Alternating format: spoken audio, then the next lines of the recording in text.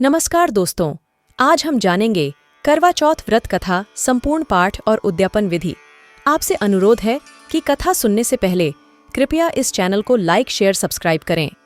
करवा चौथ का व्रत। महिलाएं अपने पति की दीर्घायु के लिए निर्जला रखती हैं। इस व्रत में व्रती महिलाएं शाम में चांद देखने के बाद व्रत खोलती हैं और करवा माता एवं शिव पार्वती की पूजा करके करवा चौथ व्रत की कथा का पाठ करती हैं। करवा चौथ की संपूर्ण कथा आप भी पढ़ें, इससे व्रत का संपूर्ण लाभ मिलता है। करवा चौथ व्रत कथा। एक साहूकार था, उसके 7 बेटे थे और 1 बेटी थी। वह 7 भाइयों की प्यारी बहन थी। एक साथ ही बैठकर खाना खाते थे। एक दिन कार्तिक की चौथ आई तो उस बहन ने करवा चौथ का व्रत रखा। सारे भाई भोजन करने आए और अपनी बहन से बोले, आ बहन, तू भी खाना खा ले।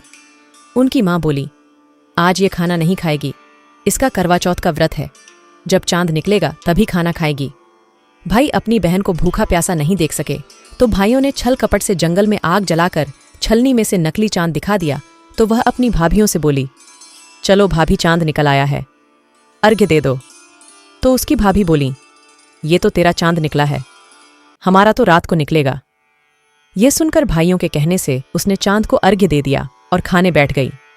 पहला टुकड़ा तोड़ा तो बाल निकला, दूसरा टुकड़ा तोड़ा तो छींक मारी, तीसरा टुकड़ा तोड़ा तो राजा के घर से बुलावा आ गया कि राजा का लड़का बीमार है, जल्दी लड़की को भेजो।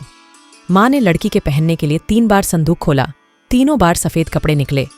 अब उसको सफेद कपड़े पहनाकर ही ससुराल भेज दिया और माँ ने लड़की के पल्ले में एक सोने का सिक्का बांध दिया और बोली, रास्ते में जो भी मिले उसके पैर पड़ती जाना और जो तुझे सुहाग का आशीष दे उसे सोने का सिक्का दे देना और पल्ले को गांठ लगा लेना। अब उसे रास्ते में जो कोई भी मिला सबके पैर पड़ी, पर किसी ने भी सुहाग का आशीष नहीं दिया। अब वह ससुराल में आई तो दरवाजे पर छोटी ननद खड़ी थी। वह उसके पैर पड़ी तो ननद बोली, सीली हो, सपूती हो, 7 बेटों की माँ हो, मेरे भाई का सुख देख। अब उसने सोने का सिक्का ननद को देकर पल्ले को गांठ मार ली। उसके बाद वह अंदर आई। आकर देखा कि उसका पति मरा पड्डाडा है। अब वह उसे लेकर एक कोठरी में पड़ी रही। 1 साल तक उसकी सेवा की। उसकी सास दासी के हाथ बची खुची रोटी भेज देती। इस प्रकार उसे अपने पति की सेवा करते करते 1 साल हो गया। करवा चौथ का व्रत आया। सारी पड़ोस ने नहा धोकर करवा चौथ का व्रत रखा। सबने सिर धोकर हाथों में मेहंदी लगाई, चूड़ियां पहनी। वह सब देखती रही। एक पड़ोसन बोली, तू भी करवा चौथ का व्रत कर ले। तब वह बोली, मैं कैसे करूं? तो वह बोली, चौथ माता की कृपा से सब ठीक हो जाएगा। उसके कहने से उसने भी व्रत रखा। थोड़ी देर के बाद करवे बेचने वाली आई। करवे लो री, करवे लो, भाइयों की प्यारी, करवे लो। ऐ करवे वाली, मेरे को भी करवे दे जा। वह कहने लगी, मेरी दूसरी बहन आएगी, वो तेरे को करवे देगी। दूसरी आई, करवे लो री, करवे लो, भाइयों की प्यारी, करवे लो। ऐ करवे वाली, मेरे को भी करवे दे जा। तो वह बोली, मेरी तीसरी बहन आएगी, वो तेरे को देगी। इस तरह 5 बहन आकर चली गई, पर किसी ने भी करवे नहीं दिए। फिर छठी बहन आई और बोली, मेरी 7वीं बहन आएगी, वह तुझे करवे देगी। बस तू सारे रास्ते में कांटे बिखेर कर रख देना। जब वह खूब चिल्लाती हुई आएगी तो उसके पैर में कांटा चुभ जाएगा।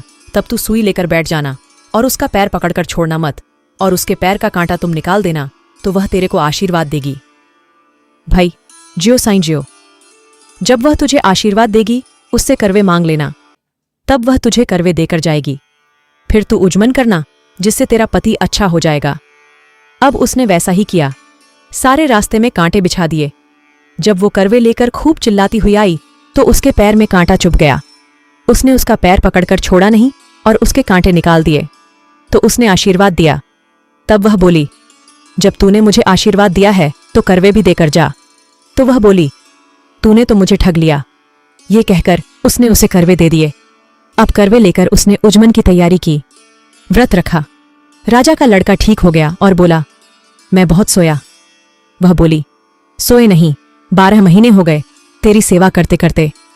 फिर उसने चौथ माता का उजमन अच्छी तरह से किया। अब उसने चौथ माता की कहानी सुनी और उजमन किया।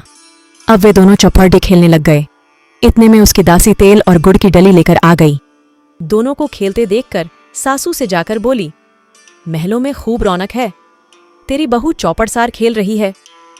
इतना सुनकर सासू देखने को आई। दोनों को देखकर बहुत खुश हो गई।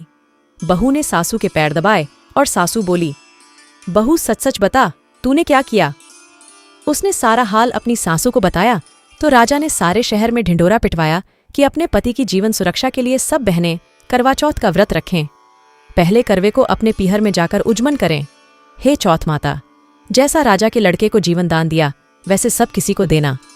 कहानी सुनते समय कटोरी में चावल लें, चांद को अर्घ्य देते समय ऐसा 7 बार बोलें। छंदाए चंद्रावलिये चंदा आया बार में, उठ सुहागन अरग दे, मैं बैठी थी बाट में। का तेरा कंडला काहे का तेरा हार, सोने का मेरा कंडला जगमोतियन का हार। कहाँ बसे तेरा पेवड़ी, कहाँ बसे ससुराल, आम तले मेरा पेवड़ा नीम तले ससुराल।